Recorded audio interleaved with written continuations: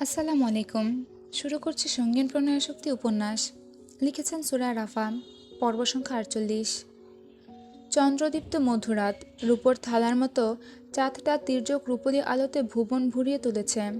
তারপরেও ঈশান কোণে কয়েক সেকেন্ড অন্তর অন্তর জ্বলে ওঠা বিদ্যুৎ এর ঝলকানি আর চারিদিকের তীব্র হিমেল হাওয়ায় মনে হচ্ছে শেষ রাতে বৈশাখী ঝড়ে লণ্ডভণ্ড হবে প্রকৃতি।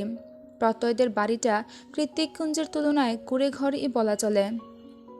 ছোট ছোট মতো একটা দোতলা বাড়ি, নিচতলায় বসার ঘর, রান্নাঘর আর অতিথিদের জন্য গেস্ট রুম, আর উপরতলায় প্রত্যয়ের আব্বু আম্মু আর বড় আপুর শোবার ঘর।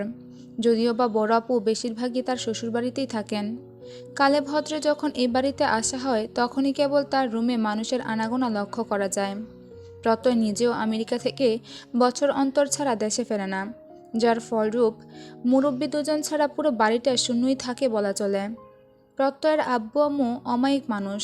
বিয়ের আগে শ্বশুর শাশুড়ি নিয়ে অনুর মনগহিনে যে অযাচিত আতঙ্করা ঘুরে বেড়াতো, চোখ বুঝলেই শ্বশুর বাড়ির নামক জায়গাটাকে যেন মহাযজ্ঞ স্থল ঠেকত।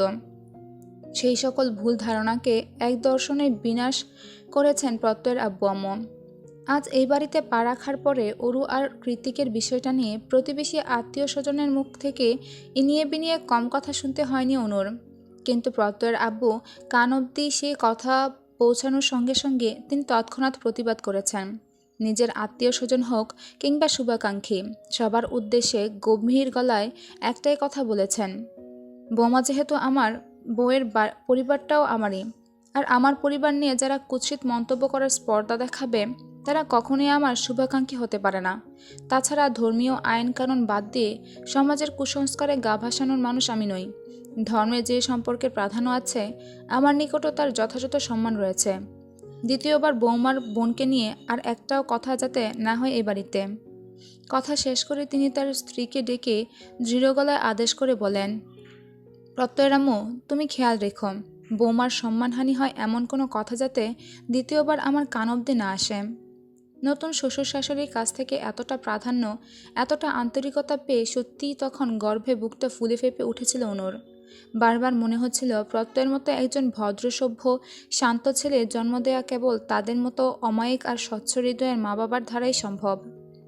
রুমের কোণে অবস্থিত লম্বাটে পুরনো সেগুন কাঠের ড্রেসিং টেবিলের সামনে দাঁড়িয়ে চুল মুছতে মুছতে সন্ধ্যা রাতে সেসব কথা ভেবে আরও একবার চাপা দীর্ঘশ্বাস বেরিয়ে এলো অনুর চিত্ত চিরে।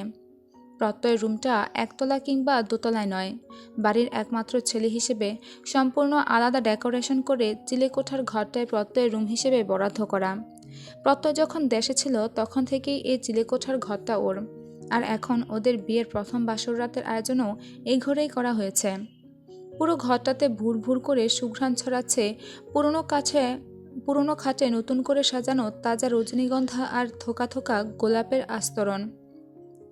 সাদা চাদরে মোড়ানো বিছানা জুড়েও গোলাপের ছড়াছড়ি। সেদিকে তাকালেও কেমন অপার স্নিগ্ধতায় ভরে ওঠে মন প্রাণ। পুষ্পসজ্জিত স্নিগ্ধ সেই রুমের এক কোণে দাঁড়িয়ে নির্বিঘ্নে চুলে তোয়ালে চালাচ্ছে এই ঘরের নতুন ঘরণী, প্রত্যয়ের সদ্য বিয়ে করা নতুন বউ। যেন এই ঘরে আগমন তার নতুন কিছু নয়। সেভাবেই বিয়ের ভারী গহনা পোশাক আশাক ছেড়ে একটা কালো পাড়ের খয়েরি তাঁতের শাড়িতে নিজেকে নতুন বউরূপে আবিষ্কার করল অনু। ঠান্ডা পানি দিয়ে লম্বা শাওয়ার শেষে সারাদিনের ধকলকে ধুয়ে মুছে সাফ করে একেবারে সতেজ হয়ে বেরিয়েছে অনু। আর এখন এই হালকা শাড়িটা গায়ে চড়িয়ে আরও বেশি আরাম লাগছে ওর। শাড়ির ব্লাউজটা ব্যাকলেস, যার দরুন একটু একটু অস্বস্তিও হচ্ছে। এমন একটা আটপৌরা শাড়ির সাথে এমন শরীর উন্মুক্ত ব্লাউজ কে কিনলেও ভেবে পায় না অনু। ভাবার মতো সময়ও নষ্ট করে না অবশ্য। তার কারণ ওর মাথায় এই মুহূর্তে ঘুরপাক খাচ্ছে অন্য একটা প্রশ্ন। বারংবার মানসপটে ভেসে উঠেছে সেই তীক্ষ্ণ ক্রূর ভয়ানক চোখ দুটো। অনুর মনে আছে ছোটবেলায় এই চোখ দুটোকে ভীষণ ভয় পেত ও, আর এখনও পায়। কিন্তু হঠাৎ হঠাৎ করেই এতগুলো বছর পর কোথা থেকে উদয় হলো সেই মানব? কেনই বা ফিরে এলো ওদের শান্তশিষ্ট নিরিবিলি জীবনে? ওদের জীবনে তো মানুষটার আর কোনো অস্তিত্ব নেই। তাহলে আজকের দিনেই কেন এভাবে দেখা দিল সে? এটা কি কেবলই অনুর মতিভ্রম, নাকি অন্য কিছু? অনুর ভাবনার জগতের পর্দা টেনে যায় প্রত্যয়ের আগমনে। প্রত্যয় একটু অন্যমনস্ক হয়েই রুমে প্রবেশ করে। আত্মীয় স্বজনদের অধিকাংশই কর্মজীবী হওয়াতে যে যার মতো ফিরে গিয়েছে সবাই। বাড়িতে আপাতত আপু আর তার হাজব্যান্ড ছাড়া আর তেমন কেউ রয়ে যায়নি। সবাইকে এক এক করে বিদায় দিতেই রুমে আসতে এত রাত হয়ে গেল প্রত্যয়ের। তার ওপর কৃতিক কল করেছে কয়েক ঘন্টার জন্য হলেও কাল অফিসে যেতে হবে ওকে। শেয়ার হোল্ডারদের সাথে ইম্পর্ট্যান্ট মিটিং রয়েছে। তার চেয়েও বেশি চিন্তার বিষয় হলো কাল জামাই শাশুড়ি একই সাথে নিজেদের প্রজেক্ট লঞ্চ করবে। কি জানি কি হবে, কি করেই বা এই দুই হট টেম্পারকে একই সাথে সামলাবেও।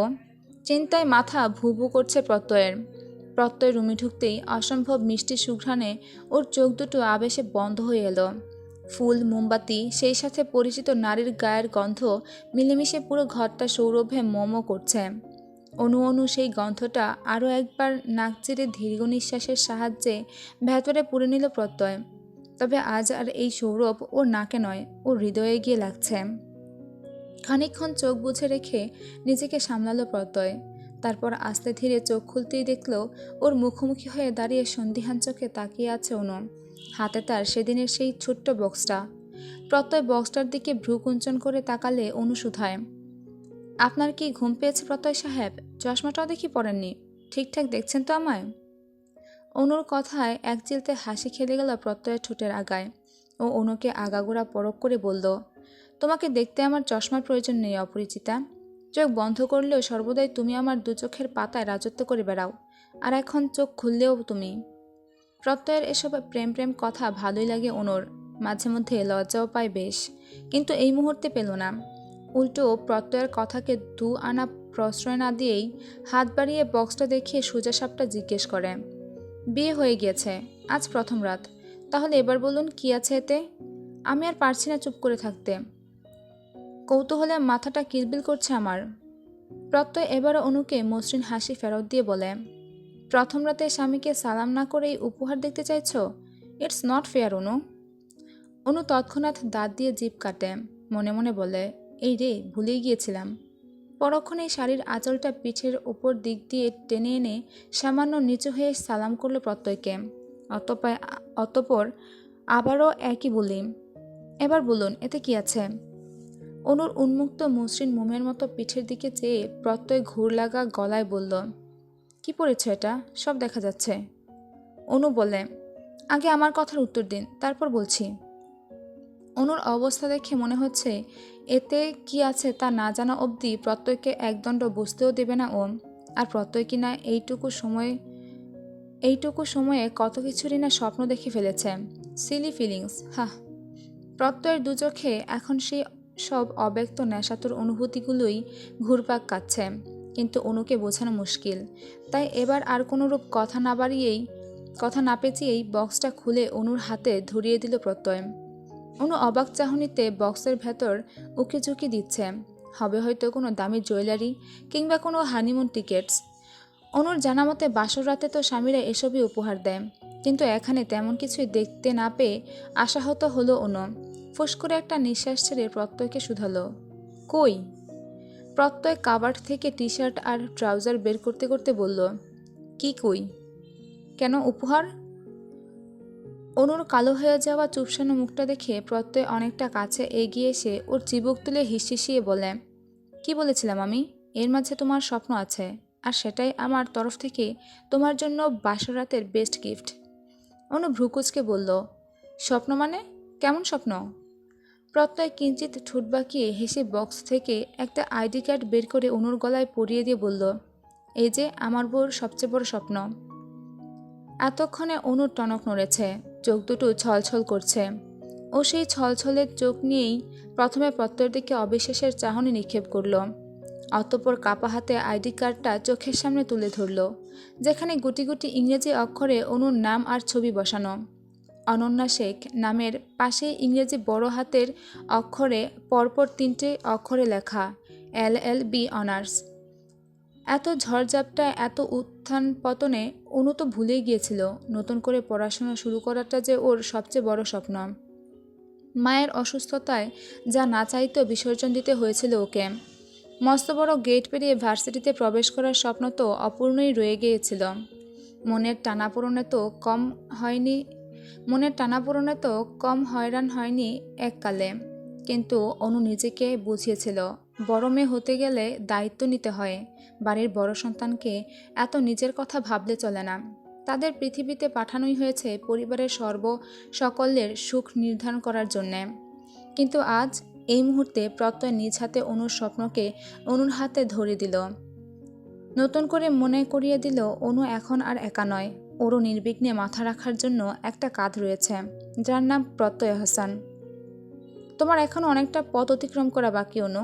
এগিয়ে যাও, আমি তোমার পাশে আছি। তোমার স্বামী, তোমার বেস্ট ফ্রেন্ড, তোমার শুভাকাঙ্ক্ষী সবসময় তোমার পাশে আছে। প্রত্যয়ের কথায় এতক্ষণে ভ্রমটা কেটে গেল অনুর।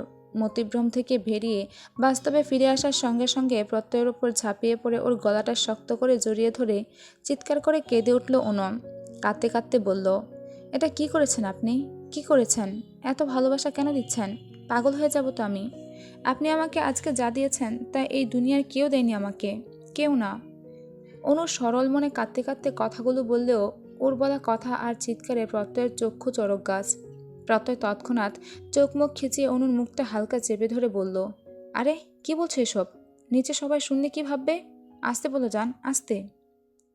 অনু নিজের নাকের পানিটুকু প্রত্যয়ের এক্সক্লুসিভ শেরওয়ানিতে মুছে নতুন উদ্যমে কাঁদতে কাঁদতে বলল, আস্তে বলবো মানে? আমি তো সবাইকে জানিয়ে বলবো আপনি আমাকে কি দিয়েছেন। এটা কজন স্বামী দিতে পারে? এটা কার এমন আত্মা আছে শুনি? একজন স্বামী পারে বিয়ের প্রথম রাতেই বউকে এতটা ভালোবাসা দিতে, বলুন? তারপর আবারও কান্নার আওয়াজ। প্রত্যয়দের ঠিক নিচের রুমটাই ওর আপু দুলাভাইয়ের রুম। অনুর এমন কান্নাকাটি আর আহাজারি শুনে প্রত্যয়ের দুলাভাই আপুকে উদ্দেশ্য করে গম্ভীর গলায় বললেন, তোমার ভাইয়ের একটু সংযত হওয়া উচিত ছিল অন্তুরাম্মু। মেয়েটা নিশ্চয় খুব কষ্ট হচ্ছে, এত কান্নাকাটি করছে। বিয়ের প্রথম রাতে এভাবে পশুর মতো আচরণ কেউ করে? স্বামীর কথাকে মুখ বাঁকিয়ে অগ্রাহ্য করে প্রত্যয়ের আপু ঝাঁঝিয়ে বলে উঠল, নিজে কি করেছিলে সে কথা ভুলে গিয়েছ? এখন আবার আমার ভাইকে দোষারোপ করা হচ্ছে। চুপচাপ ঘুমাও, ওদেরটা ওরা বুঝে নিবে। অনেকক্ষণ হলো রুম থেকে বেরিয়ে ছাদে দাঁড়িয়ে আছে অনু। প্রত্যয় গিয়েছে ফ্রেশ হতে, তাই অনু একাই দাঁড়িয়ে হাওয়া খাচ্ছে আপাতত। ঠান্ডা হিমেল হাওয়ার জাপটা ওর ক্রন্দনরত মুখমণ্ডলে আছড়ে পড়ছে ক্রমশ। হাওয়ার তালে তালে আধ ভেজা রেশমের মতো চুলগুলোও ইতিউতি উড়ে যাচ্ছে। বাড়ির সামনের আঙ্গিনায় জ্বলতে থাকা মরিচ বাতির রোশনাইয়ে ছাদটাও আলোকিত। আকাশের উজ্জ্বল হাসি হাসি চাঁদখানা এতক্ষণে মেঘের আড়ালে ঢাকা পড়েছে। কালো মেঘের গা থেকে খসে খসে পড়ছে ঝিরিঝিরি বৃষ্টি। বাতাসের তোপে সেই ঝিরিঝিরি বৃষ্টি খুব একটা গায়ে লাগছে না যদিও। বৃষ্টি ঝরা ফটু আকাশের দিকে তাকিয়ে অনু আজ তৃপ্তির ঢেকুর তুলছে। ভীষণ তৃপ্তিতে অজানা তারকারাজিদের উদ্দেশ্যে মনটা বারংবার চিৎকার দিয়ে বলতে চাইছে, শুনছো তোমরা? পৃথিবী এতটাও খারাপ নয়, শুধু বদলে দেওয়ার জন্য একটা মানুষ প্রয়োজন, এই যা। অনু যখন অদূরে আকাশপানে চেয়ে মনের খুশিতে মন দিয়ে চিৎকার করছিল, ঠিক সেই মুহূর্তেই নিজের উন্মুক্ত বাঁকানো কোমরের খাঁজে শীতল দুটো হাতের স্পর্শে শিরশির করে উঠল অনুর সর্বাঙ্গ। একটু কেঁপে ওঠে অনু, পেছনে ঘুরবে তার ফুসরত দিল না প্রত্যয়, বরং আরও শক্ত করে ওর কোমরটা চেপে ধরে নিজের সাথে মিশিয়ে দাঁড় করালো অনুকে। তারপর ওর কাঁধে চিবুক ঠেকিয়ে বলল, তোমার ইমোশনের পাল্লায় পড়ে রাত তো শেষ হয়ে যাচ্ছে ম্যাডাম, এবার একটু ইমোশনটাকে সামলাও, আমি যে বেসামাল। অনু সাদা মনে বলল, রাত তো শেষ হবেই, রাত না শেষ হলে দিনের আলো ফুটবে কি করে শুনি? প্রত্যয় অনুর কাঁধে একটু চুমু খেয়ে ভারী নিঃশ্বাস ছেড়ে বলল, আজকের রাতটা যে আমাদের বহু কাঙ্ক্ষিত রাত যান, থাক না একটু বেশি সময় ধরে এই আধারটুকু, ক্ষতি কি? অনু নির্বাক, প্রত্যয়ের অবাধ্য স্পর্শে ওর গলা জড়িয়ে আসছে। শরীরের তরুণে তরুণে বয়ে যাচ্ছে শিহরণ জাগানো নাম না জানা এক সাইক্লোন। ও খুব করে চাইছে প্রত্যয়ের হাত দুটোকে স্থির রাখতে, কিন্তু পারছে না। প্রত্যয়ের হাত দুটো অবাধে বিচরণ করছে অনুর সমস্তটা জুড়ে। অনু কোনো মতে ছাদের পাঁচিলটা শক্ত করে দুহাতে খামছে ধরে মাথা নুইয়ে রেখেছে। প্রত্যয় দু চোখ বুঝে অনুর ঘাড়ে মুখ ডুবিয়ে দিতেই এক পর্যায়ে তীব্র সংকোচে ঘুরে দাঁড়িয়ে প্রত্যয়েরই বুকে মুখ লুকালো অনু। প্রত্যয়ের বোধ হয় আজ এসব লজ্জা টজ্জা পছন্দ হচ্ছে না, তাই অনুকে খুব একটা আশকারা না দিয়ে ওর ঠোঁটের মাঝে নিঃসংকোচে নিজের আধিপত্য বিস্তার করল প্রত্যয়। এরপর সেভাবেই অনুকে কোলে তুলে নিয়ে পায়ে পায়ে এগিয়ে গেল ওদের সাজানো ঘুচানো চিলেকোঠার ঘরের দিকে। অনু বেশ কসরত করে প্রত্যয়ের ঠোঁট দুটো থেকে ছাড়া পেয়ে অস্ফুটন্তে শুধালো, কোথায় নিয়ে যাচ্ছেন? প্রত্যয় দ্রুত গতিতে পুনরায় অনুর অধর যোগলে অধর ডুবিয়ে হিসিয়ে জবাব দিল, তোমার লজ্জা ভাঙাতে। শেষ রাতের তীব্র বর্ষণে চারিদিক কর্দমাক্ত। আজকেও আবহাওয়া বেশ শীতল। হয়তোবা এই বর্ষা বর্ষা আবহাওয়াটা এবার বেশ কয়েকদিন দীর্ঘস্থায়ী হবে। স্টেট আমেরিকার মতো দেশ থেকে ফিরে পুরান ঢাকার এই ভাঙাচোরা পিচঢালা রাস্তা ধরে হাঁটতে বেশ ব্যাগ পেতে হচ্ছে সায়রের। স্পন্সরশিপ থেকে পাওয়া পায়ের লাল সবুজ ট্যাগ লাগানো গুচ্ছি ব্র্যান্ডের জুতোটাও কাদায় মাখামাখি, যা দেখে এই মুহূর্তে এই কাদায় বসে ঠুট ফুলিয়ে কাঁদতে ইচ্ছে করছে সায়রের। চিপাগলি নিবাসী ওই ঝাঁঝওয়ালা মেয়েটাকে কান ধরে টেনে এনে এসব দেখিয়ে বলতে ইচ্ছে করছে, দেখ রাগিনীর বাচ্চা দেখ, তোর জন্য আমার লেটেস্ট ব্র্যান্ডের জুতোটার মানিজ্জত কাদায় ডুবে গড়াগড়ি খাচ্ছে, তবুও রাগ দেখাবি? কথায় কথায় মুখ ঝামটে দিবি? কিসের এত তেজ তোর? এইটুকুনি চুনোপুটির মতো শরীর, আবার আমাকে তেজ দেখাস? এক মনে হাঁটতে হাঁটতে কখন যে চিপাগলি নিবাসী সেই রাগিনীর বাড়ির সামনে এসেই থামল তার টের পায়নি সায়র নিজেও। যখন গন্তব্য এখানেই, তাহলে জানা অজানা নিয়ে কী বা আসে যায়? সায়রেরও যায় আসলো না। ও আজ আর উকি ঝুঁকিও দিল না। অনেকটা নিশ্চিত হয়েই হাঁটি হাঁটি পা পা করে এগিয়ে গিয়ে বাইরের সিঁড়ি বেয়ে তরতরিয়ে উঠে গেল নীলিমাদের শ্যাওলা পড়া ছাদে।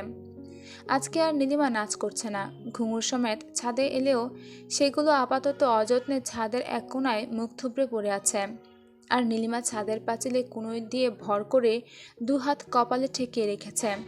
দেখে মনে হচ্ছে কোনো এক অস্থির ভাবনায় বিভোর হয়ে আছে মেয়েটা। নীলিমা কী নিয়ে ভাবছে তা বোধগম্য হলো না সায়রের। তাই ও পেছন থেকে আচমকা ডেকে উঠে নরম গলায় বলল, নাচবে না আজ আর? নাচবে না আজ আর? আমি তো দেখতে এলাম। নীলিমা চমকে উঠল না, তড়িঘড়ি করে পেছনেও চাইল না। ভাবটা এমন যেন ও সায়রের উপস্থিতি টের পেয়েছে। বাতাসের সাথে ভাসমান সায়র গন্ধটা নীলিমা বুঝতে পেরেছে। আদতে তেমন কিছু কিনা কে জানে। তবে নীলিমা আপাতত আস্তে ধীরে ঘুরে তাকিয়ে চোয়ালটা শক্ত করে সায়রকে বলে ওঠে, কি চাই, আবার কেন এসেছেন? সায়রের গায়ে লাগলো না নীলিমার চরম তিক্ত কথাগুলো।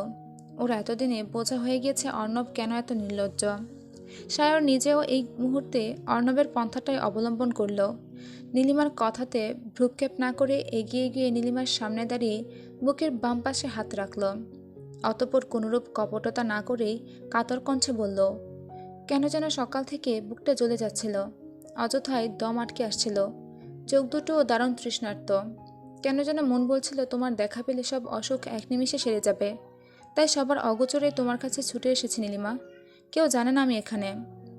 সায়র নিজের অভিব্যক্তি প্রকাশ করতে গিয়ে এই প্রথম নীলিমার নামটা উচ্চারণ করল, যা নীলিমাকে অবাক করে দিতে সক্ষম। নীলিমা অবাক হয়ে চট করে সায়রের চোখে চোখ রাখলে সায়র আবার বলে, চেয়ে দেখো, এখন আমি পুরোপুরি ফিট।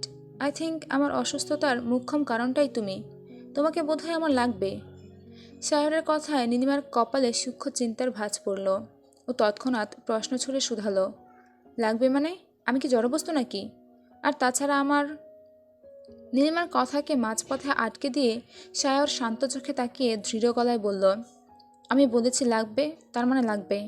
তুমি আমাদের ফ্রেন্ডস জুনটাকে যতটা শান্ত আর নিরিবিলি ভাবো, আমরা ততটাও সভ্য জাতির নই। সব কটার ব্যাকগ্রাউন্ড উত্তপ্ত কয়লার মতোই দগ্ধ। খুব বেশি নাড়াচাড়া করতে এসো না, পুড়ে যাবে তাহলে। নীলিমা বুঝল না সায়রের কথার আগামাথা। তবে সায়র যে বেশ সাবলীল ভাষায় শান্ত স্বরে ওকে হুমকি দিয়েছে, সেটা খুব ভালো মতো ধরতে পেরেছে ও। এই মুহূর্তে কারো মুখের রানী। দুজন দুজনার চোখের দিকে তাকিয়ে নীরবতা পালন করছে ওরা। হয়তোবা দুজন দুজনার চোখের ভাষা পড়ে ফেলার বৃথা চেষ্টা চালাচ্ছে। তবে ওদের এই দীর্ঘক্ষণের চোখোচোখির অবসান ঘটিয়ে হুট করে ছাদে চলে আসে নীলিমার আব্বাজান তায়াব জামান। তিনি ভেতরের সিঁড়ি ভেঙে উপরে উঠতে উঠতে হাঁপানো সুরে বললেন, আমাজান, বাজার নিয়ে আইসি, রাতের খাওয়ানটা। তিনি বাকশক্তি হারিয়ে ফেললেন যখন দেখলেন অচেনা এক সুদর্শন যুবক তার ছাদে দাঁড়িয়ে তার দিকে হতবিহ্বল চোখে তাকিয়ে আছে এই মুহূর্তে। তায়েব জামান মোটা ফ্রেমের চশমার ফাঁক গলিয়ে সায়রকে আগাগোড়া পরখ করে গম্ভীর গলায় বললেন, ওই মিয়া তুমি কেঠা? এই মহল্লায় তো তোমারে আগে দেখি নাই, মাগার চেনা চেনা লাগতাছে। শায়র তায়েব জামানের কড়া গলার প্রশ্নে জবাব দেওয়ার আগে নীলিমার দিকে তাকিয়ে অবিশ্বাসের সুরে শুধালো, এই তোমার আব্বাজান? নীলিমা হ্যাসূচক মাথা নাড়ালে শায়র আবার তাকালো তায়েব জামানের দিকে। সবুজ পাঞ্জাবি পরিহিত ছিপছিপে গড়নের লম্বা চওড়া সুঠামদেহী এক সভ্য পুরুষ। চোখে মুখে কিঞ্চিত গাম্ভীর্য আর রাশভারী ভাব থাকলেও এ মোটেও শায়রের ভাবনার ধারে কাছেও নেই। শায়র তো ভেবেছিল নীলিমার আব্বাজান নিশ্চয়ই প্যাটমোটা গোফওয়ালা কুচকুচে কালো দেখতে কোনো পালোয়ান হবে হয়তো, যে সারাদিন সাদা লুঙ্গি ধরে ধরে ধরে পাঞ্চি বয় আর একে ওকে ধরে মেরে তক্তা বানিয়ে ছেড়ে দেয়। কিন্তু এই লোকটাকে তো যথেষ্ট ভদ্রলোক মনে হচ্ছে না, মিলল না। শায়র হতাশ, ভারী হতাশ। সেই হতাশা থেকেই শায়র মলিন মুখে অবিশ্বাসের সুরে ঠোঁট উল্টে আরও একবার প্রশ্ন করল নীলিমাকে, উনি আসলে তোমার বাবা তো? শায়রের কথা এবার তেলে বেগুনে জ্বলে উঠল নীলিমা। তেতো গলায় বলল, আশ্চর্য, এবার কেমন কথা? দেখছেন আমার আব্বাজান, তাও ভুলভাল বকে যাচ্ছেন। ওই মিয়া, আমার লগে কথা কও তুমি, আমার সাথে কি কি কাম তোমার? নীলিমার আব্বাজানের প্রশ্নে শায়র একটু গলা খাকারি দিয়ে বলল, ইয়ে মানে আঙ্কেল, পানি খেতে আসছিলাম, রাস্তা দিয়ে যাচ্ছিলাম তো। তায়েব যেমন বুঝতে পারার মতো করে হালকা মাথা নাড়িয়ে বললেন, ও এইটা আগে কইবা না? আহো তাহলে নিচে এসে পানি খাইয়া যাও। এরপর নীলিমাকে উদ্দেশ্য করে তিনি বললেন, আমাজান, মেহমানরে পানি দাও। নীলিমা হ্যাসূচক মাথা নাড়িয়ে শায়রের দিকে ঘাড় ঘুরিয়ে গলা খাদা নামিয়ে বলল, আসুন। নিচে গিয়ে শায়র সবার আগে নীলিমার রুমে প্রবেশ করে। পুরো রুমটা গার্লি জিনিসপত্র দিয়ে ভরা। চারিদিকে চোখ বুলিয়ে শায়র বুঝতে পারে নীলিমার এক্সট্রা কারিকুলাম অ্যাক্টিভিটিস অনেক। তার চেয়েও বেশি গুছানো আর পরিপাটি ওর রুম। ছবি আঁকার ক্যানভাসও রয়েছে রুমের এক কোণে, যেখানে সূর্যাস্তের অর্ধেক পেন্টিং এখনও অসম্পন্ন। অসম্পন্ন ক্যানভাস দেখে শায়রের বোধগম্য হলো দেয়ালজোড়া পোর্ট্রেটগুলো তাহলে নীলিমার নিজের হাতেই আঁকা। মেয়েটা আসলেই ট্যালেন্টেড। এই পর্যায়ে এসে নীলিমাকে সূর্যের সঙ্গে তুলনা করে বসল শায়র। মনে মনে হাজারটা বাহবা দিয়ে বলল, যেমন তেজ তেমন তার গুণ। কিন্তু নীলিমার আম্মা কোথায়? শায়রের মাথায় প্রশ্নটা আসতেই রুমে প্রবেশ করে নীলিমা। হাতে ছোট্ট ট্রে, তাতে এক বাটি ক্ষীর আর এক গ্লাস পানি। নীলিমার সামনে এসে দাঁড়ালে শায়র পানির গ্লাসটা নিতে নিতে বলল, ক্ষীর কে বানিয়েছে? নীলিমা থমথমে মুখে উত্তর দিল, আমি। তৎক্ষণাৎ পানির গ্লাস রেখে ক্ষীরের বাটিতে হাত দিল শায়র। নীলিমা চেয়ে আছে এক ধ্যানে। শায়র গপাগপ করে ক্ষীর খেতে খেতে মৃদু হেসে বলে, আমার লাইফে বেস্ট ক্ষীর এটা। এবার নীলিমাও ঠোঁট কামড়ে সামান্য হাসল, যা শায়রের দৃশ্যগত হওয়ার আগেই আবার উবে গেল। শায়র খেতে খেতে আবারও প্রশ্ন করে বলল, আচ্ছা শাশুড়ি আম্মা, না মানে তোমার আম্মা কোথায়? নীলিমা কোনোরূপ দুঃখ প্রকাশ না করে স্বাভাবিকভাবে বলল, আম্মা নেই। আমার ছোট ভাইয়ের জন্মের সময়ই আম্মা দুনিয়া ত্যাগ করে। তারপর থেকে আমি, আব্বা আর নয়ন মিলেই আমাদের ছোট্ট সংসার। এই জন্যই তো আমি দূরে কোথাও। নীলিমা মাঝপথেই কী ভেবে যেন থেমে গেল। শায়র ওকে আশ্বস্ত করে বলল, হ্যাঁ বলো। নীলিমা পুনরায় বলতে আরম্ভ করে, ওই জন্য আব্বা আর ভাইকে রেখে আমি দূরে কোথাও যেতে পারবো না। যার সাথে আমার বিয়ে ঠিক হয়েছে সে আমার মহল্লারই। এত কাছাকাছি দেখে বিয়ের প্রস্তাবে আর না করিনি। হয়েছে থাক, বিয়ের পরে এত বাপের বাড়ি নিয়ে ভাবলে হয় না। দরকার পড়লে তোমার 14 গোষ্ঠী আমি ডেকে নিয়ে যাব। কি? ক্ষীরের বাটিটা ঠাস করে ট্রেতে রেখে কথাগুলো বলল শায়র। অতঃপর ঢকঢক করে গ্লাসের পানিটুকু শেষ করে উঠে দাঁড়িয়ে নীলিমাকে শুধালো, তোমার আব্বাজান কোথায়? নীলিমা আঙুল উঁচিয়ে বসার ঘরের দিকে দেখিয়ে দিলে শায়র বড় বড় পা ফেলে তায়েব জামানের সামনে গিয়ে দাঁড়ায়। তায়েব জামান তখন পেপার পড়ায় ভীষণ মনোযোগী। শায়র তার হাত থেকে ছো মেরে পেপারটা টেনে নিয়ে পাশের টিটিবিলে রেখে পায়ে হাত দিয়ে সালাম করতে করতে মনে মনে বলল, খুব শীঘ্রই আপনাকে বড়সড় একটা ঝটকা দিতে যাচ্ছে আব্বাজান। আশা করি আল্লাহ আপনাকে ধৈর্য ধারণ করার ক্ষমতা দান করবেন, আমিন। এই পর্যন্ত ছিল সঙ্গীন প্রণয়শক্তি উপন্যাসের 48 নম্বর পর্ব। সঙ্গীন প্রণয়শক্তি লিখেছেন সূরা রাফা, পর্ব সংখ্যা 49। দিনের শেষ প্রহরে প্রকৃতি জুড়ে সন্ধে নামার হাতছানি। অদূরের পাখিরা ডানা ঝাপটে ঘরে ফেরার সুর তুলেছে। সারাদিন উত্তাপ ছড়িয়ে বেড়ানো তেজস্ক্রিয় সূর্যটাও মেঘের আড়ালে গা ঢাকা দিয়ে ধীরে ধীরে মিলিয়ে গিয়েছে পশ্চিম আকাশে। সেথায় এখন কাদামাটির ন্যায় লেপ্টে আছে সিঁদুর রঙা একফালি নিয়ন আলোর ছটা। আর তো কিছুক্ষণ, তারপরই নিকোষ আধারে তলিয়ে যাবে ধরুণী। সন্ধ্যার আয়োজনটা আজ কৃত্তিকুঞ্জে বেশ ঘটা করেই পালন করা হচ্ছে। সন্ধ্যা নামার সাথে সাথে ডাইনিং টেবিল ভরে উঠেছে নানান রকম সুস্বাদু নাস্তার বহরে। অর্ণব, এলিসা আর ক্যাথলিন সেখানে বসে বসে পাকোড়া চিবোচ্ছে। অরু আর সায়রও উপস্থিত, তবে ওদের মনটা ভালো নেই। নীল আকাশের ভারী মেঘের ঘনঘটার মতোই কালো হয়ে আছে ওদের মুখশ্রী। অরু মুখটা মলিন করে সেই তখন থেকে শূন্য চোখে গালে হাত দিয়ে বসে আছে দেখে এলিসা খেতে খেতে শুধালো, এই মেয়ে, কি হয়েছে তোমার? মুখ কালো কেন? নিশ্চয়ই জেকে কিছু বলেছে। অরু জোরপূর্বক হেসে জানালো, তেমন কিছু নয় আপু, আসলে আপাকে খুব মিস করছি। সব সময় সব পরিস্থিতিতে একসাথে ছিলাম আমরা দু বোন, অথচ এখন দেখো আজ 3 দিন হয়ে গেল আপা শ্বশুরবাড়িতে পড়ে আছে। মনে মনে বলল, তোমাদের জেকে আর কী বা করবে, সে তো আমার সাথে কথাই বলে না সেই বিয়ের দিন থেকে।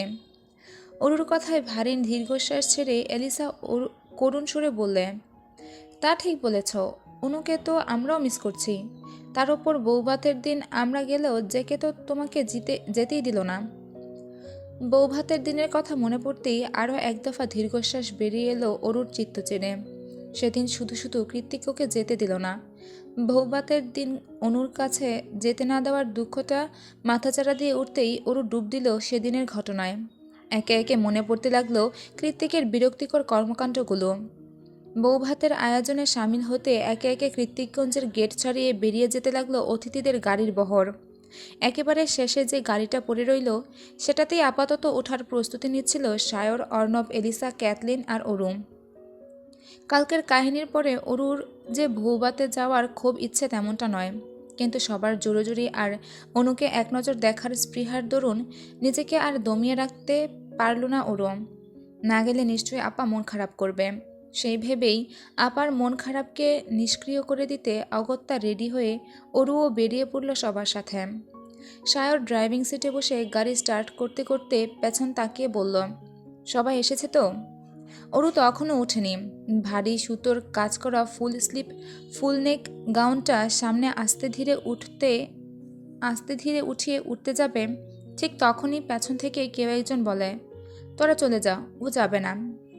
আগন্তুকের কথায় ওরও বিস্ফোরিত নয়নে পেছনে চেয়ে দেখল বাসায় পরার সফেদ রঙা ওভারসাইজ টি শার্ট আর ওভারসাইজ খাকি ট্রাউজার পরে এলোমেলো চেহারা নিয়ে দাঁড়িয়ে আছে কৃত্তিক। এক হাত পকেটে গুজে অন্য হাতে ধরে রেখেছে আইপ্যাড আর হেডফোন। নির্ঘাত ডার্ক রোমান্টিক অডিও বুক শুনছিল। চোখ ছোট করে ভাবছে ওরও, মনে মনে বলছে, সারাদিন হেডফোন লাগিয়ে এসব শুনবে আর আমার ওপর ভুলভাল এক্সপেরিমেন্ট প্রয়োগ করবে, খারস লোক একটা। সে যাই হোক, কিন্তু এখন উনি কি বলল? অরুর ভাবনার সুতো ছিঁড়ল এলিসার রুদ্ধ আওয়াজে। ও কৃত্তিকের কথার পাছে খেকিয়ে উঠে বলল, যাবে না মানে? আমরা সবাই যাচ্ছি, তাহলে ওরও কেন যাবে না? কৃত্তিক শান্ত স্বরে বলল, কারণ আমি যাচ্ছি না, আমার অনেক কাজ রয়েছে পেন্ডিং।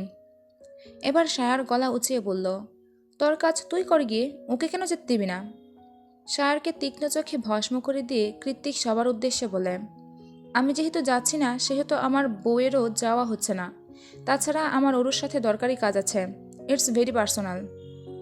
কৃত্তিকের এহেন ঘোরানো পেঁচানো কথায় কেউ আর দ্বিতীয়বার প্রশ্ন করার সাহস দেখালো না। আবার প্রশ্ন করতে গেলে সবার সামনে কি জানি কি ঠাস করে উত্তর দিয়ে বসে, তখন আবার মান সম্মানের প্রশ্ন। তার চেয়ে ইজ্জত বাঁচিয়ে চলে যাওয়াই উত্তম। যার বউ তার কাছেই বরং থাকুক। অরুর কোনো মতামত না নিয়েই সবাই চোখের পলকে হুশ করে বেরিয়ে গেল। চলতি গাড়িটার দিকে নিষ্প্রভ চোখে চেয়ে থেকে ভারাক্রান্ত আওয়াজে অরু বলে ওঠে, এটা কি হলো? আপা তো রাগ করবে। এটা কি করলেন আপনি? অরুর দুঃখের বিলাপ কৃত্তিকের কান অব্দি পৌঁছেছে বলে মনে হচ্ছে না। উল্টে ও অরুর কবজি চেপে ধরে টানতে টানতে নিয়ে গেল দোতলার নিজের রুমে। পুরো কৃত্তিকগঞ্জ খালি পড়ে আছে, একটা সার্ভেন্ট অব্দি অবশিষ্ট নেই। সবাই রওনা করেছে বৌভাতের অনুষ্ঠানে। বাড়িতে রয়ে গিয়েছে শুধু কৃত্তিক আর অরু। এত বড় বাড়িটা হুট করে ফাঁকা হয়ে যাওয়ায় অরুর গা ছমছম করছে। তার উপর কৃত্তিক এমন টানা হেঁচড়া করছে দেখে অরুর এবার সত্যিই ভয়ে গা শিউরে উঠল। ও নিজের সর্বশক্তি দিয়ে হাতটা ঝাড়ানোর চেষ্টা চালিয়ে গাইকুই করে বলে ওঠে, ছাড়ুন না, লাগছে আমার। কৃতিক রুমে এনে দরজায় ছিটকিনি লাগিয়ে তবে অরুর হাত ছাড়ল। অরু দম নিল না, ব্যথাতুর হাতটা অন্য হাত দিয়ে ঘষতে ঘষতে বলল, কি হয়েছে, যেতে দিলেন না কেন? কৃতিক নিজের এক ভ্রু উঁচিয়ে বলল, কালকের ঘটনার পরেও আমার কাছে কৈফিয়ত চাইতে আত্মা কাঁপছে না তোর? অরুর মেজাজটা এবার একটু বেশি খারাপ হলো। একে তো আপার সাথে দেখা হওয়ার সুযোগটা মাটি, তার উপর কৃতিকের এমন জোর জবরদস্তি, আর এই মুহূর্তে বিগড়ানো মেজাজটাকে সামলে নেওয়ার জন্য ইচ্ছেও নেই ওর। অগত্যা নিজের নাকটা শিকই তুলে ঝাঁঝিয়ে উঠে অরু বলে, না, কাঁপছে না, কারণ আপনি আমার স্বামী। স্বামীর সাথে কথা বলতে কারো আত্মা কাঁপে শুনেছেন কখনো? কৃতিক বুঝল ওর দুর্বলতাটা ওরু ভালো মতোই রপ্ত করেছে। কিভাবে কথা এগোলে কৃতিক দমে যাবে সেটা ওরু শিখে গিয়েছে। তাই ওর সাথে তর্কে না গিয়ে কৃতিক কথা ঘুরিয়ে গম্ভীর মুখে বলল, এসব হাবিজাবি পোশাক এক্ষুনি চেঞ্জ কর, রাগ লাগছে আমার। ওরু ত্যক্ত গলায় বলল, চেঞ্জ করার জন্য হলেও তো রুমে যেতে হবে, যেতে দিন। না, এখানেই কর। কি? অরু হতবিহম্বল মুখের পানে তাকিয়ে কয়েক সেকেন্ডের জন্য কৃতিকের ঠোঁটের আগায় খেলে গেল এক চিলতে কপট হাসি। এই ভীত হরিণীটাকে ভরকে দিতে ওর বেশ লাগে। কিন্তু পরক্ষণে গতকাল অমিত অরুকে স্পর্শ করেছে, সে দৃশ্যটা মানসপটে ভেসে উঠতেই সঙ্গে সঙ্গে চোয়াল শক্ত হয়ে গেল কৃতিকের। ও কয়েক কদম এগিয়ে গিয়ে অরুর মুখোমুখি হয়ে দাঁড়িয়ে চুলের পেছন থেকে অরুর সরু ঘাটটা চেপে ধরে মুখের কাছে মুখ নিয়ে গাঢ় গলায় বলে, উল্টাপাল্টা চিন্তা করা বন্ধ কর। আমি তোকে আদর সোহাগ করার জন্য ড্রেস চেঞ্জ করতে বলিনি। অবশ্য আমার আদর তুই ডিজার্ভও করিস না। কথা শেষ করে অরুকে নিজের থেকে দূরে সরিয়ে দিল কৃতিক। কৃতিক প্রচণ্ড রাগে বুম হয়ে আছে ব্যাপারটা বুঝতে পেরে অরু নিচু স্বরে বলল, এখানে পরবটা কি? জামা কাপড় তো সব রুমে। কৃতিক স্টাডি টেবিলে গিয়ে ল্যাপটপ নিয়ে বসে বলল, ক্লজেটে অনেকগুলো ওভারসাইজ টি শার্ট আছে, যেটা ইচ্ছে পর।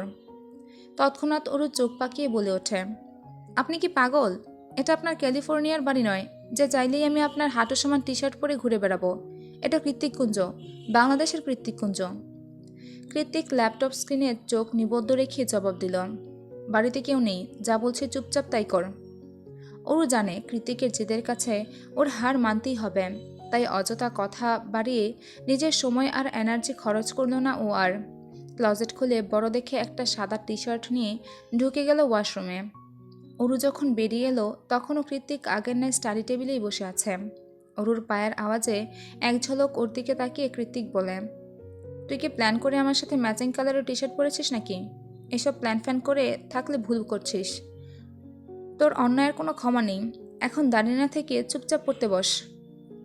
কৃতিকের শেষ কথায় ওরু যেন আকাশ থেকে পাতালে পড়ল। কপালে বিরক্তির 101টা ভাঁজ টেনে নাকটা চুড়োই তুলে ওরু বলল, পড়তে বসবো মানে? কৃতিক নির্লিপ্ত গলায় বলে, এতে এত অবাক হওয়ার কি আছে? আমি ছিলাম না বলে পড়াশোনার 12টা বাজিয়েছিস। এখন থেকে এসব একাডেমি যাওয়া বন্ধ। অমিতের মতো নোভেলিস্ট হওয়ার ভূত মাথা থেকে ঝেড়ে ফেল। অমিত কিংবা ওর পেশা সব কিছু থেকে 100 হাত দূরে থাকবি তুই। Am I clear? এখন পড়তে আয়, আজকের লেসনের উপর কিছু অ্যাসাইনমেন্ট দেবো তোকে। Come here. ওরও নির্লিপ্ত মুখে এগিয়ে এসে চেয়ারে বসে পড়লে কৃতিক ওর সামনে ল্যাপটপ এগিয়ে দিয়ে নিজে লেকচার শুরু করে। সময় নিয়ে একে একে প্রত্যেকটা পয়েন্ট ধরে ধরে ওরুকে বোঝায়। কোথাও বুঝতে সমস্যা হচ্ছে কিনা সেটাও বারবার জিজ্ঞেস করে। এভাবে লেসন দিতে দিতে কয়েক ঘন্টা অতিবাহিত হলে কৃতিক ওরুকে কিছু শর্ট কোশ্চেন সলভ করতে দিয়ে নিজে পুনরায় ল্যাপটপে মনোযোগী হয়। কৃতিক অন্যদিকে খেয়াল দিয়েছে সেটা বোধগম্য হতেই ওরু এগিয়ে এসে কৃতিকের সামনের চেয়ারটাতে বসে ওর দিকে ঝুঁকে কিছু বলতে যাবে, তৎক্ষণাৎ ঘোর আপত্তি জানিয়ে কৃতিক বলে, খবরদার, একদম কাছে আসবি না আমার, যা বলার দূর থেকে বল। ওরু দীর্ঘশ্বাস ছেড়ে কৃতিকের থেকে দূরত্ব বজায় রেখে মুখ কাচমাচো করে বলল, দেখুন, আমার ইকোনমিক্স পড়তে একটুও ভালো লাগে না, সত্যি বলছি, আমি বাংলা সাহিত্য পড়তে চাই। ওর কথাটা বোধ হয় মোটেই ভালো লাগেনি কৃতিকের। ও নিজের হাতে থাকা পেপার ওয়েটটা মুঠোতে নিয়ে চোয়া শক্ত করে বলে, তুই বলতে চাইছিস আমার সাবজেক্ট নয়, বরং অমিতের সাবজেক্ট তোর ভালো লাগে, তাই তো? ওরও তড়িৎ গতিতে না সূচক মাথা নাড়িয়ে উদ্গিন্ন গলায় বলে, না না, তেমন কিছু নয়, আপনি ভুল বুঝছেন, কিন্তু ইকোনমিক্স। হয়েছে, আর বলতে হবে না। এটুকুতে অনীহা ধরে গিয়েছে আমার প্রতি। সারা জীবন থাকলে নিশ্চয়ই বিরক্ত হয়ে যাবি। কৃতিকের কথায় ওরও বারবার না সূচক মাথা নাড়ায়, কিন্তু কৃতিকের জিদ তো কুণ্ডুলি পাকিয়ে বেরিয়ে চলেছে। ও এটা কিছুতেই মেনে নিতে পারছে না যে ওর সাবজেক্ট রিজেক্ট করে অমিতের সাবজেক্ট পড়তে চাইছে। How deer she! কৃতিক মেজাজ হারিয়ে অরুকে তৎক্ষণাৎ রুম থেকে বের করে দিয়ে দরজা লক করে দিল। কৃতিকের এমন হুটহাট রেগে যাওয়াতে এই মুহূর্তে অরু নিজেও বেশ বিরক্ত। তাই ওকে আর আগ বাড়িয়ে ডাকতে গেল না অরু। চুপচাপ হাঁটু সমান টি শার্টটাকে আরেকটু টেনে টেনে নিচে নামিয়ে লম্বা চুলগুলো চড়ু করে বাঁধতে বাঁধতে এগিয়ে গেল নিজের রুমের দিকে। আড়মোড়া ভেঙে অরু যখন ঘুম থেকে জাগে তখন সূর্য মাঝ আকাশে। জানালা গলিয়ে দুপুরবেলার তীর্যক সূর্যরশ্মি এসে শরীরে আছড়ে পড়তেই চোখ মুখ কুঁচকে গেল অরুর। সেই যে তখন কৃতিকের রুম থেকে ফিরে শুয়েছিল, তারপর কখন যে ঘুমের রাজ্যে তলিয়ে গেছে তার টের পায়নি ওরম। যখন টের পেল তখন দুপুর গড়িয়ে বিকেল প্রায়। কৃতিক আশেপাশে কোথাও নেই, তবুও কৃতিকের মাস্কে সুবাসটা চারিদিকে ভুরভুর করছে। কোথা থেকে বেশি আসছে এই সুবাস? তার উৎস খুঁজতে গিয়েই অরুর খেয়াল হলো ও কৃতিকের টি শার্ট পরে আছে। পরক্ষণে নিজের শরীরের দিকে তাকিয়ে মুচকি হাসে ওরম। কেন যেন এই টি শার্টটা পরে ওর মনে হচ্ছে কৃতিক ওকে শক্ত করে জড়িয়ে ধরে রেখেছে। আর এই গন্ধটা, ভাবতে ভাবতে গলার কাছ থেকে টি শার্টটা টেনে নাকে ছোঁয়ালো ওরম। এটা বোধহয় আজকাল পড়েছে কৃতিক, ওই জন্যই তো এত সুন্দর মেহেন্দি সুঘ্রাণ বেরোচ্ছে। Cigarette, after shape, sandalwood perfume, শুকিয়ে যাওয়া ঘাম সবটা মিলেমিশে এক অকৃত্রিম নেশাতুর প্রভাব বিস্তার করে অরুর মস্তিষ্কের নিউরনে নিউরনে। হৃদমাঝারে কৃতিকের জন্য পাগলপাড়া অনুভূতির জোয়ার উগরে দিতে অরুর বোধহয় এতটুকুই যথেষ্ট। অষ্টাদশীর প্রথম প্রেম বলে কথা, আবেগ তো টইটম্বুর হবেই। অরু এসব ভেবে ভেবে আর সময় নষ্ট করে না, কারণ কৃতিকের কথা ভাবতে বসলে ওর দিন পেরিয়ে রাত ঘনাবে। তবুও এই মানুষটাকে ভালোবাসার কোনো কারণ মাথায় আসবে না ওর। এমন ছন্ন ছাড়া বদমেজাজি মানুষকে কেউ ভালোবাসবে ওরু ছাড়া?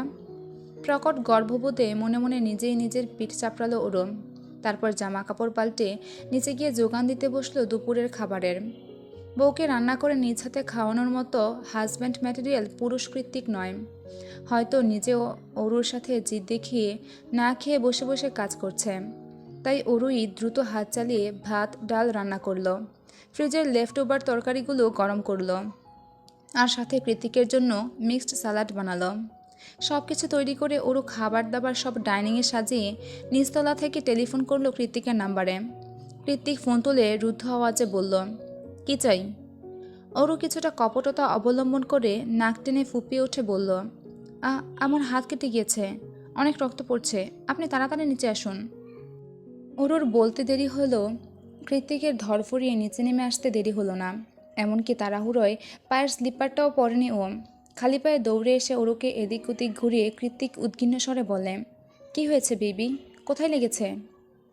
আমি ঠিক আছি, কোথাও লাগেনি। অরুর মিটিমিটি হাসি আর কথাটা বোধগম্য হতেই কৃতিকের ম্লান হয়ে যাওয়া সুপ্ত রাগটা পুনরায় ভল ভুলিয়ে উঠে মস্তিষ্ক জুড়ে। ও তৎক্ষণাৎ বাজ পাখির ন্যায় ছোঁ মেরে অরুর গলাটা হালকা চেপে ধরে আগুন চোখে তাকিয়ে বলে, আমার সঙ্গে এই ধরনের মশকরা করার সাহস কোথায় পেলি তুই? তুই জানিস একটুর জন্য আমার হার্টবিট স্টপ হয়ে গিয়েছিল। আমি কয়েক সেকেন্ড আগেও এটা ভেবে দিশেহারা হয়ে যাচ্ছিলাম যে কতখানি কেটে গেল তোর, কাটা জায়গা থেকে ঠিক কতটা রক্ত ঝরছে। আর তুই কিনা আমার সাথে এইসব সেন্সিটিভ বিষয় নিয়ে মশকরা করছিস। হাউ ডিয়ার ইউ অরু, অনেক সাহস বেড়ে গিয়েছে তোর। কৃতিকের বরফ কেটে ফেলার মতো ধারালো কথায় শুকনো ঢুক গিলল অরু। কোনো মতে সাহস জুগিয়ে মিনমিনিয়ে বলল, খেতে ডাকলে তো জীবনও আসতেন না, তাই ভেবে ডেকেছি। অরুর কথায় কৃতিক এবার আরও রেগে গেল। রাগে ফুসফাস করে বলে উঠল, আমার দুর্বলতা নিয়ে টানাটানি করা বন্ধ কর অরু। I hate bitrate. কথা শেষ করতেই খাবার টেবিলে চোখ আটকে গেল কৃতিকের। দুপুর গড়িয়ে বিকেল হয়েছে, অথচ ওরা দুজন আর একজনও খায়নি কিছু এখনও। অরু অভুক্ত সেটা মাথায় আসতেই অরুর গলাটা ছেড়ে দিয়ে ওকে নিয়ে বেসিনে চলে যায় কৃতিক। অতঃপর অরুর ঘর্মাক্ত মুখে পানির ঝাপটা দিয়ে নরম স্বরে বলে, আর কখনো এমন মশকরা করিস না হার্টবিট। আমাকে মানাতে তোর নিজেকে নিয়ে মিথ্যে কথা বলার প্রয়োজন নেই। সময় হলে আমি নিজেই মিনে যাব। তোকে ছেড়ে কোথায় যাব আমি বল? তুই ছাড়া কেই বা আছে আমার? সেদিনের কথাগুলো ভেবে আরেক দফা দীর্ঘশ্বাস ছাড়ল অরুণ। কৃতিক তখন কথা দিয়েছিল মেনে যাবে, আর রাগ করে থাকবে না, কিন্তু কিসের কি? এখনও অরুর সাথে প্রয়োজন ছাড়া কথা বলে না কৃতিক। যেটুকু বলে সেটাও ধমকে সরে। সত্যি বলতে অরু শুধুমাত্র অনুকে নয়, কৃতিককেও মিস করছে। ওর ভালোবাসাগুলো ভীষণ মিস করছে অরু। অর্ণব অরুর মলিন মুখের দিকে থেকে চোখ সরিয়ে সায়রের দিকে চাইল। সায়রের এই একই হাল। কয়েক সেকেন্ড অন্তর অন্তর খালি ফুসফাস দীর্ঘশ্বাস ছাড়ছে ছেলেটা। অর্ণব পাকোড়া ভর্তি মুখ নিয়ে সায়রের দিকে ভ্রুক্ষেপ করে অস্পষ্ট আওয়াজে শুধালো, অরুণ না হয় অনুর জন্য মন খারাপ। ছোটবেলা থেকে একসাথে বড় হয়েছে, এখন দুবোন দুবাড়িতে, কিন্তু তোর কি হয়েছে? তোর ভারী নিঃশ্বাসের আওয়াজে তো ওপরওয়ালাও মন গলে যাবে বলে মনে হচ্ছে। অর্ণবের কথার পাছে সায়র বুক ভার করে দীর্ঘশ্বাস ছেড়ে কিছু বলতে যাবে, তার আগেই হুড়মুড় করে সদর দরজা ঠেলে অন্দরমহলে প্রবেশ করে কৃতিক আর আজমিনী শেখ। ওদের পেছন পেছন প্রত্যয়ও এসেছে।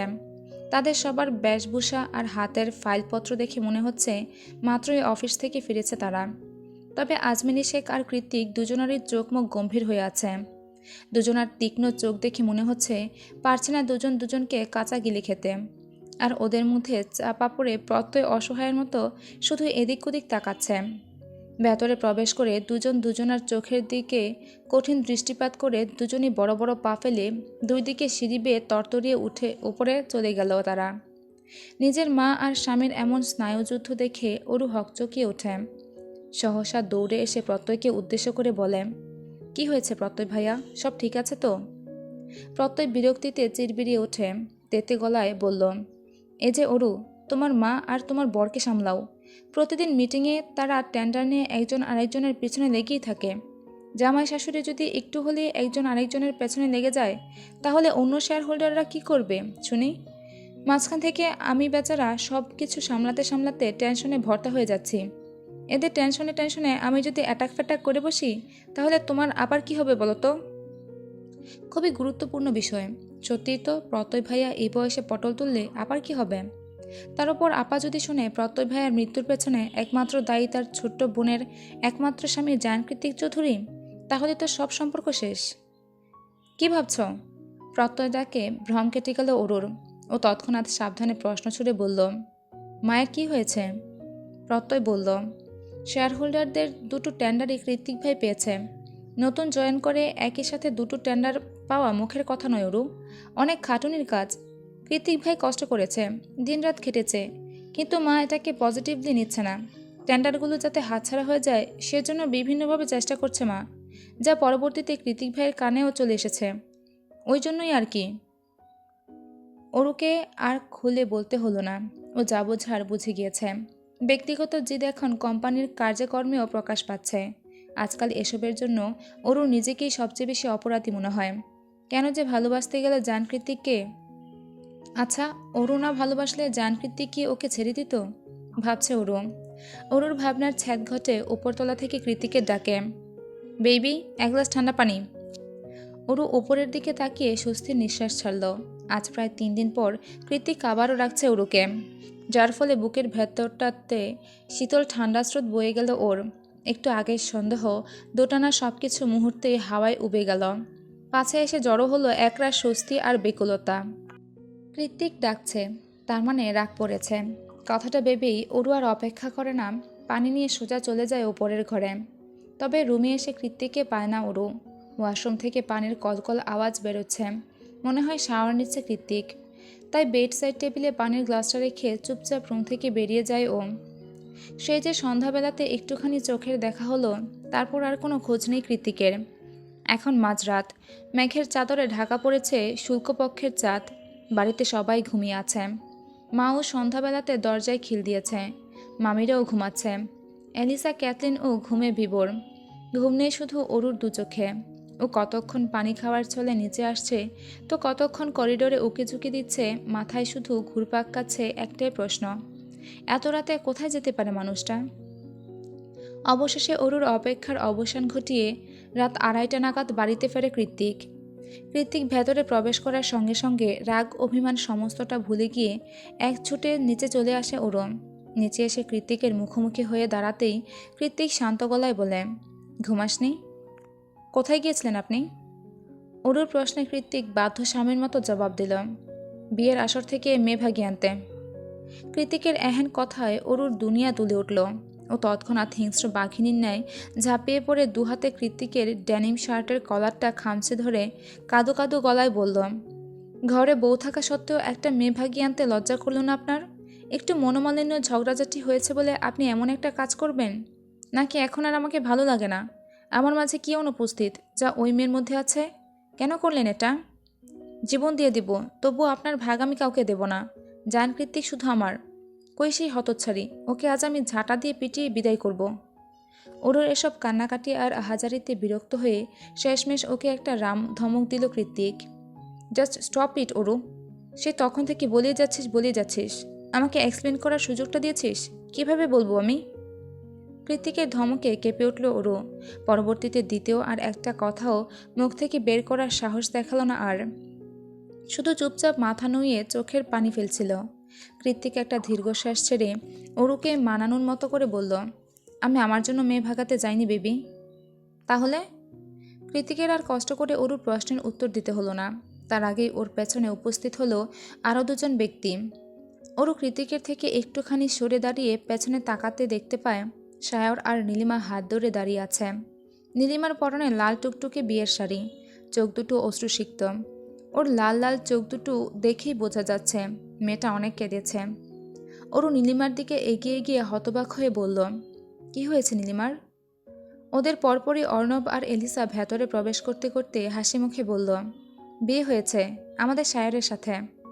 নীলিমা কেঁদে উঠল তৎক্ষণাৎ, আব্বা যান। সায়র হতবাক হয়ে ওর ক্রন্ধনরত মুখের দিকে তাকিয়ে বলল, এখনও আব্বাজান করবে? পালিয়ে এসেছি তো আমরা। ওদের কারোর কথার আগামাথা বুঝতে না পেরে ওরও একই সাথে অনেকগুলো প্রশ্ন ছুড়ে বলে, এলিসাপু, তুমি না ঘরে ছিলে? আর নীলিমার তো আজ আকদ হওয়ার কথা ছিল, তাহলে সায়র ভাইয়া? ওর সকল প্রশ্নকে অগ্রাহ্য করে ওর হাতটা টেনে কৃত্তিক বলে, সব প্রশ্ন কাল করতে পারবি, অনেক রাত হয়েছে, আমি ঘুমাবো। তাছাড়া ওদেরকেও সকাল সকাল ইন্ডিয়ার ফ্লাইট ধরতে হবে, চল এবার। ওর মাথাটা এমনিতেই ঘুরঘুর করছে, চোখের সামনে সব কিছু জটলা পাকিয়ে আছে। আর কৃত্তিক কিনা ঘুমাবে? এমন একটা ঘটনার পরে আদৌ ঘুম পায় কারো? আশ্চর্য। ওরও তৎক্ষণাৎ নিজের হাতটা ঝাড়ি মেরে কৃত্তিকের থেকে ছাড়িয়ে বলল, আপনার ঘুম পেলে আপনি গিয়ে ঘুমান, আমাকে কেন টানছেন? কৃত্তিক চোয়াল শক্ত করে বলল, কেন টানছি বুঝতে পারছিস না? ওর নাক ফুলিয়ে তেরা কণ্ঠে বলল, না বুঝতে পারছি না, বলুন। কৃত্তিক এদিক ওদিক তাকিয়ে বলল, উপরে চল বলছি। না, এখানেই বলুন। কৃত্তিক আর নিজেকে সংবরণ করতে পারল না। তখনই ওরুকে কোলে তুলে নিয়ে ওপরে যেতে যেতে সবার মধ্যেই বলে উঠল, তোর জামার মধ্যে মুখ ঢুকিয়ে ঘুমাবো বলে তাই। রুমের সামনে এসে কৃত্তিক দরজা খোলার উদ্দেশ্যে ওরুকে কয়েক সেকেন্ডের জন্য কোল থেকে নামালে ওরু সেই সুযোগে কৃত্তিকের হাতে জোরে কামড় মেরে দৌড়ে পালিয়ে যায়। কৃত্তিকও আজ পণ করে নিয়েছে ও আজ আর ওরুকে ছাড়বে না, কিছুতেই না। তাই কৃত্তিকও এবার চুপচাপ এগিয়ে যেতে লাগলো ওরুর পিছু পিছু। ওরু ছুটতে ছুটতে ছাদে চলে এসেছে। কৃত্তিক নিশ্চয়ই এত রাতে ঘুম বাদ দিয়ে ওরুকে তাড়া করে ছাদে চলে আসবে না, সেই ভেবে স্বস্তির নিঃশ্বাস নিল ওরু। মাঝরাতে আকাশে চাঁদ নেই, আছে কেবল ঝিরিঝিরি মৃদু বাতাস, যে বাতাসে এলোমেলো হয়ে উঠছে ওরুর এক হাঁটু রেশমের মতো লম্বা চুল।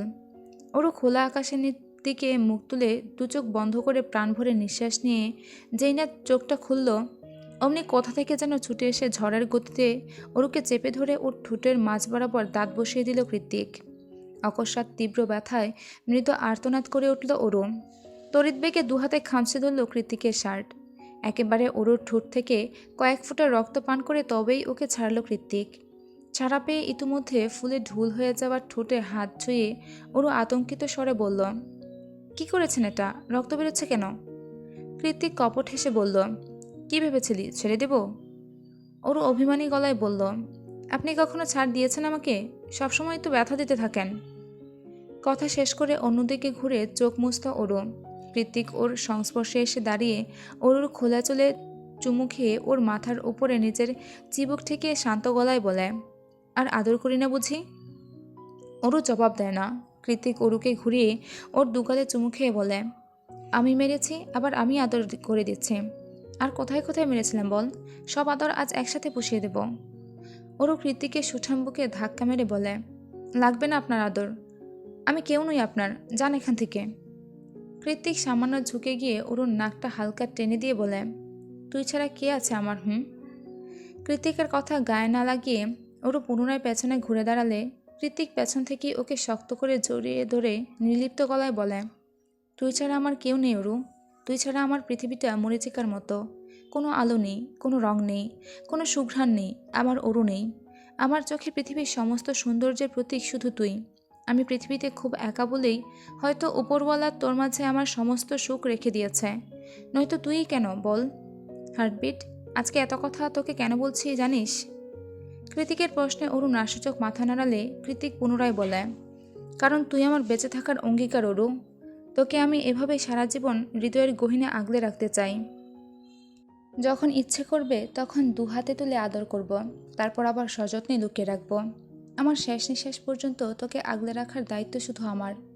Even I will protect you till my last breath baby, and I promise that. তুই কেবল হৃদয় উজাড় করে আমাকে ভালোবাসবে, আমার জন্য পাগল থাকবে, যেমনটা আজকে হয়েছিলি। বাকি পুরো দুনিয়া আমি একাই সামলে নেব। আমার জীবনে তুই ছাড়া অন্য দ্বিতীয় নারী না কোনো দিন ছিল, আর না কোনো দিন আসবে। জান কৃতিক, শুধু তোর বেবি, শুধু তোর। কৃতিকের কথা শেষ হতেই ওরও আচমকা ঘুরে কৃতিকের গলা জড়িয়ে ধরে রিনরিনে আওয়াজে বলে, আমি তোমাকে ভালোবাসি জান কৃতিক, খুব ভালোবাসি, অকারণেই ভালোবাসি। ভালোবাসা এত কারণ লাগে না, তুমি আমার সেই লাগামহীন ভালোবাসা, যে ভালোবাসার গভীরতা আমি চাইলেও কোনোদিন উপলব্ধি করতে পারবো না, কখনোই না। কৃতিক নিজের অদর যুগলের মাঝে থাকা দূরত্বটুকু ঘুচিয়ে গম্ভীর চুম্বনে তালে বলে, I love you too baby.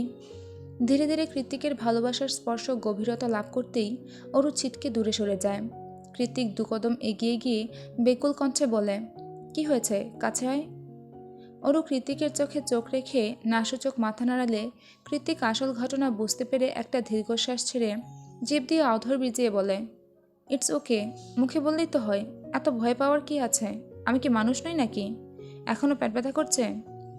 ওরও এবারও চুপচাপ নাসূচক মাথা নাড়ালে কৃতিক ওর কপালে চুমু এঁকে দিয়ে বলে, ঠিক আছে, নিচে চল, অনেক রাত হয়েছে, আমাদের ঘুমানো প্রয়োজন। সকাল সকাল এয়ারপোর্টে এসে ওরা সবাই, নীলিমার আব্বাজান ওদের নাগাল পাওয়ার আগেই সায়রের বাড়ি দার্জিলিংয়ের উদ্দেশ্যে ইতিমধ্যে বেরিয়ে পড়েছে ওরা। ইমিগ্রেশন শেষ করে নীলিমা আর সায়র ভেতরে প্রবেশ করলে বাইরে থেকে দাঁড়িয়ে মুখটা মলিন করে অরু বলে, ইস, দার্জিলিং ভ্রমণে যাওয়া আমার ছোটবেলার শখ, অথচ না নীলিমা কত সহজে চলে যাচ্ছে। কৃতিক পাশে দাঁড়িয়ে ফোন স্ক্রল করছিল। অরুর কথা শুনে মাথা তুলে কৃতিক শুধায়, যেতে চাস দার্জিলিংয়ে? অরু কোনো কিছু না ভেবেই হ্যাঁসূচক মাথা নাড়ালো। তৎক্ষণাৎ অরুর হাতটা ধরে কৃতিক চট করে বলে ওঠে, চল তাহলে। অরু হতবিহ্বল কণ্ঠে বলে ওঠে, কি বলছেন? পাসপোর্ট নেই, টিকিট নেই, কিভাবে যাব? সব আছে আমার কাছে। কৃতিক এক প্রকার ছুটছে অরুর হাতটা ধরে। অরুও কৃতিকের সাথে দ্রুত পা ফেলে হাঁটতে হাঁটতে বলল, আর জামা কাপড়? কৃতিক বলল, যা যা লাগবে সব কিনে দেব, এখন দ্রুত চল, নইলে ফ্লাইট মিস হয়ে যাবে। অরু এবার আর ঘাবড়ালো না, দুহাতে শক্ত করে কৃতিকের বলিষ্ঠ হাতটা ধরে সামনে এগিয়ে যেতে যেতে আবদারের সুরে বলে, আমার একটা হেড চাই, আর একটা ক্যামেরাও। কৃতিক মৃদু হেসে অরুর কপালে শব্দ করে চুমু খেয়ে বলে, অ্যাজ ইউর উইশ বেবি। এই পর্যন্ত ছিল সঙ্গীন প্রণয় শক্তি উপন্যাসের ৪৯ নম্বর পর্ব। এই পর্বটা একটু কারণবশত তাড়াতাড়ি পড়েছে, কোনো ভুল ত্রুটি থাকলে ক্ষমার দৃষ্টিতে দেখবেন। আজ এই পর্যন্তই, পরবর্তী পর্বে আবার দেখা হচ্ছে। ততক্ষণ পর্যন্ত সুস্থ থাকবেন, ভালো থাকবেন। আল্লাহ হাফেজ।